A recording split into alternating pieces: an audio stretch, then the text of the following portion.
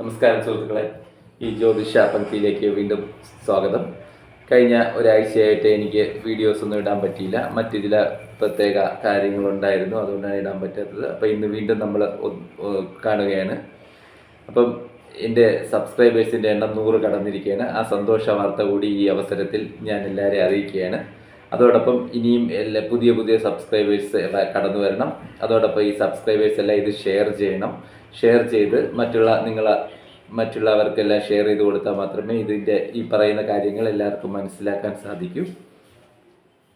അതുകൊണ്ട് എല്ലാവരും ഇതിൻ്റെ മുഴുവൻ വീഡിയോയും കണ്ടിട്ട് ലൈക്ക് ചെയ്യണം എന്ന് അഭ്യർത്ഥിക്കുകയാണ്. പിന്നെ ഇന്നത്തെ ടോപ്പിക്കിലേക്ക് വരികയാണ്. ഇന്നത്തെ ടോപ്പിക്കിലേക്ക് വരുമ്പോൾ നമ്മൾ കഴിഞ്ഞ കുറേ ദിവസങ്ങളായിട്ട് വിവാഹ പൊരുത്തത്തിനെ പറ്റിയാണ് പറഞ്ഞുകൊണ്ടിരുന്നത്. അത് തന്നെ തുടരണം എന്നാണ് എനിക്ക് ആഗ്രഹം. കാരണം ഏറ്റവും കൂടുതൽ നമ്മുടെ സമൂഹത്തിൽ ഇന്ന് ആവശ്യമുള്ളത് വിവാഹ പൊരുത്തത്തിനെ കുറിച്ചുള്ള അവയർനെസ്സാണ്. അതിനെക്കുറിച്ച് പാരൻസ് ഒന്നും അവെയർ ആവാത്തതാണ്.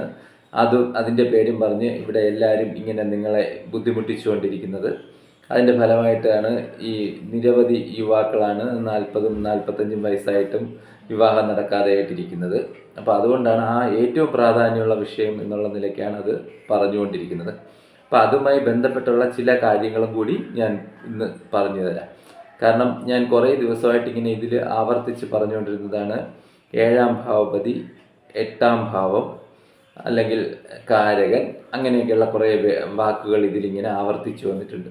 അതൊക്കെ എന്താണെന്നുള്ളത് സാധാരണ മനുഷ്യരെ സംബന്ധിച്ചിടത്തോളം അതറിയില്ല. കാരണം ജ്യോതിഷം പഠിച്ചവരെ സംബന്ധിച്ചിടത്തോളം അതറിയാം എന്താണെന്നുള്ളത്. അപ്പോൾ ഇത് സാധാരണ ജ്യോതിഷം പഠിച്ചവർക്കും അതോടൊപ്പം സാധാരണ മനുഷ്യർക്കും കൂടെ വേണ്ടിയാണ് ഞാൻ ഈ വീഡിയോസൊക്കെ ഇടുന്നത്.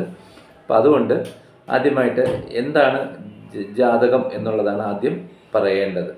അപ്പോൾ നമ്മൾ ഒരു ജാതകം കൈ കിട്ടുമ്പോൾ അതിൻ്റെ ആദ്യം, അതായത് 12 കളങ്ങൾ കാണും. ആ 12 കളങ്ങളിൽ ല എന്നുള്ള ഒരു കളം കാണും. ആ കളമാണ് ശരിക്കും ലഗ്നം എന്ന് പറയുന്നത്.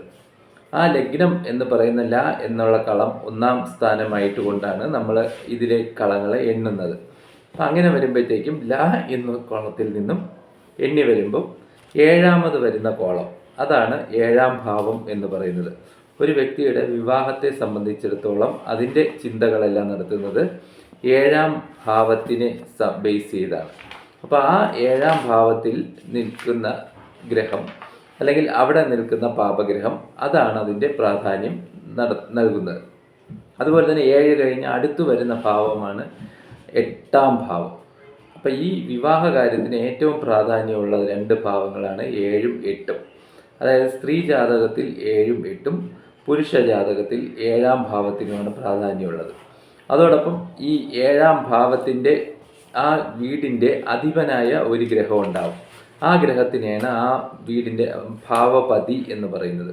അപ്പോൾ ആ ഭാവപതി എന്ന് പറയുന്ന ഗ്രഹം ഇതിൻ്റെ ഏത് ഭാവത്തിലാണ് നിൽക്കുന്നത്, ഏത് കളത്തിലാണ് നിൽക്കുന്നത് എന്ന് നോക്കിയാണ് നമ്മൾ അതിൻ്റെ കാര്യങ്ങൾ ചിന്തിക്കുന്നത്. അതാണ് ഞാൻ പലപ്പോഴും പറഞ്ഞിട്ടുള്ളത് 7ാം ഭാവപതിയുടെ അവസ്ഥ എന്ന്. പിന്നെ അടുത്ത് വരുന്നതാണ് കാരകൻ എന്ന് പറയുന്ന ഗ്രഹം.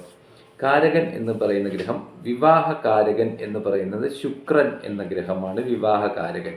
അപ്പോൾ ശുക്രൻ്റെ ജാതകത്തിലെ ഈ ലഗ്നത്തിൻ്റെ എവിടെയാണ് നിൽക്കുന്നതെന്നും എവിടെയാണ് അതിൻ്റെ ബലവും എല്ലാം കണ്ടെത്തിക്കൊണ്ടാണ് ശുക്രനെ നിരൂപിക്കുന്നത്. പിന്നീട് 2 ഗ്രഹങ്ങൾ കൂടി പ്രാധാന്യമുള്ളത് എന്ന് പറയുന്നത് സ്ത്രീ ജാതകത്തിൽ വ്യാഴമാണ് ഭർതൃകാരകൻ. അതായത് ഭർതൃഭാവം, അതായത് ഒരു ഭർത്താവിനെ ചിന്തിക്കേണ്ട കാര്യങ്ങൾ ചിന്തിക്കുന്നത് വ്യാഴത്തിനെ ആസ്പദമാക്കിയാണ്. അപ്പോൾ വ്യാഴം ഈ ലഗ്നത്തിൻ്റെ എവിടെ നിൽക്കുന്നു, അല്ലെങ്കിൽ വ്യാഴത്തിൻ്റെ അവസ്ഥ എന്താണ്, അതൊക്കെ വച്ചിട്ടാണ് വ്യാഴത്തിൻ്റെ ഇത് നോക്കുന്നത്. അപ്പം സ്ത്രീ ജാതകത്തിലെ ഭർതൃകാരകൻ എന്ന് പറയുന്നത് വ്യാഴം എന്ന ഗ്രഹമാണ്. പുരുഷ ജാതകത്തിലെ ഭാര്യാകാരകൻ എന്ന് പറയുന്നത് ശുക്രനാണ്. അപ്പോൾ ശുക്രൻ ഈ ഒരു പുരുഷ ജാതകത്തിൽ എവിടെ നിൽക്കുന്നു എന്നുള്ളതൊക്കെ നോക്കി ആസ്പദമാക്കിയിട്ടാണ്, ഈ ശുക്രനെ ബേസ് ചെയ്താണ് നമ്മൾ ആ ജാതകൻ്റെ വിവാഹ ജീവിതത്തെക്കുറിച്ച് എല്ലാം നിരൂപിക്കുന്നത്. അപ്പം ഇതുകൊണ്ടാണ് ഇവരെല്ലാം പാപസാമ്യം നോക്കുന്നതിന് വേണ്ടി ശുക്രാലും ചന്ദ്രാലും ലഗ്നാലും വരണം എന്നും പറഞ്ഞുകൊണ്ടാണ് പലപ്പോഴും ഈ പാപസാമ്യത്തിൻ്റെ പേരിൽ ജാതകങ്ങൾ തള്ളിപ്പോകുന്നത്. പക്ഷേ യഥാർത്ഥത്തിൽ എന്ന് പറഞ്ഞു കഴിഞ്ഞാൽ ലഗ്നാൽ ഉള്ളതാണ് യഥാർത്ഥത്തിൽ പ്രാധാന്യമുള്ളത്, അല്ലാതെ ചന്ദ്രാല് ശുക്രാലും ഉള്ളതൊന്നും വളരെ പ്രാധാന്യമുള്ള കാര്യമില്ല. അതുവഴി നോക്കേണ്ട എന്താണെന്ന് വെച്ച് കഴിഞ്ഞാൽ ഒരു ജാതകത്തിൽ ശുക്രൻ്റെ അവസ്ഥ നോക്കണം.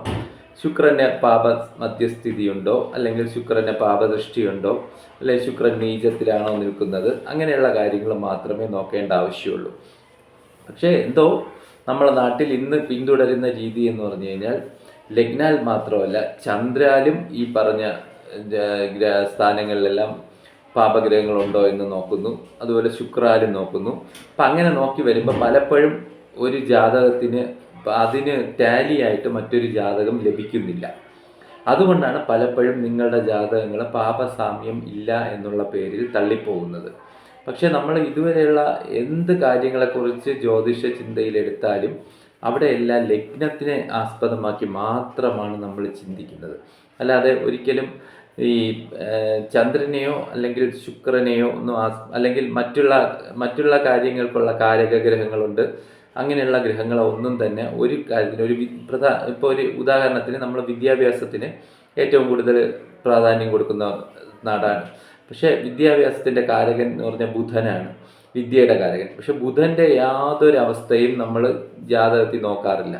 കാരണം ബുധൻ്റെ അവസ്ഥ വെച്ചല്ല നമ്മൾ പറയുന്നത് ബുധൻ്റെ അവസ്ഥ കൂടെ ഇതിൽ കണക്കിലെടുക്കുന്നതല്ലാതെ ബുധൻ്റെ പാപസ്ഥിതിയോ അല്ലെങ്കിൽ മധ്യസ്ഥിതിയോ അങ്ങനെയൊന്നും നോക്കി ഇയാൾക്ക് വിദ്യ ഉണ്ടാവില്ല എന്ന് നമ്മൾ പറയുന്നില്ല. പക്ഷേ എന്തുകൊണ്ടോ വിവാഹ കാര്യത്തിൽ മാത്രം ഇങ്ങനെ ഒരു അവസ്ഥ എങ്ങനെയോ നമ്മുടെ നാട്ടിൽ കടന്നുകൂടി.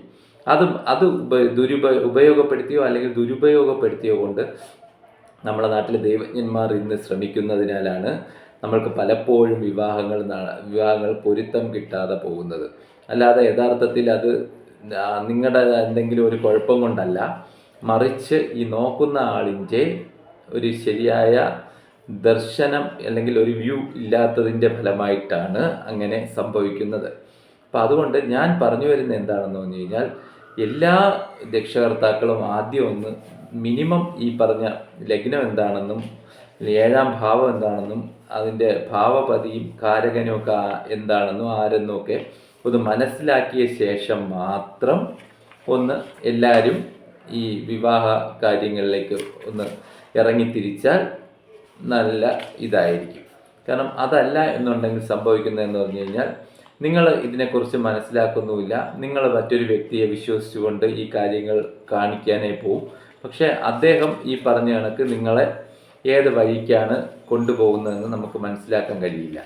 അപ്പോൾ അതുകൊണ്ട് സംഭവിക്കുന്നതെന്ന് വെച്ചാൽ നിങ്ങൾക്ക് ലഭിക്കുന്നതായ നല്ല വിവാഹങ്ങളെല്ലാം ഇങ്ങനെ ഇവരുടെ തന്നെ തെറ്റായ വീക്ഷണം കാരണം നഷ്ടപ്പെട്ടു പോകുന്നതാണ് സംഭവിക്കുന്നത്. അപ്പം അതുകൊണ്ട് എനിക്ക് അഭ്യർത്ഥിക്കാനുള്ളതെന്ന് പറഞ്ഞു കഴിഞ്ഞാൽ ഈ പറഞ്ഞ ഞാൻ പല കാര്യങ്ങളും ഇങ്ങനെ ഇതിലൂടെ സൂചിപ്പിക്കുന്നുണ്ട്. ഇതെല്ലാം എല്ലാവരും കേൾക്കണം. കേട്ടിട്ട് നിങ്ങൾ ഷെയർ ചെയ്യണം. ഷെയർ ചെയ്ത് ചാനലും സബ്സ്ക്രൈബ് ചെയ്യണം, ഷെയർ ചെയ്യണം, അതോടൊപ്പം ലൈക്ക് ചെയ്യണം. അതോടൊപ്പം ഇത് നിങ്ങളുടെ എല്ലാ സുഹൃത്തുക്കളുമായിട്ടെല്ലാം ചർച്ച ചെയ്യുകയും ചെയ്യണം. ചർച്ച ചെയ്ത് കഴിഞ്ഞാൽ മാത്രമേ ഇത് നിങ്ങൾക്ക് പുതിയ പുതിയ കാര്യങ്ങൾ മനസ്സിലാക്കാൻ പറ്റൂ. ഇനിയും മറ്റൊരു കാര്യം പറഞ്ഞുകൊണ്ട് നാളെ നമുക്ക് വീണ്ടും കാണാം. നമസ്കാരം.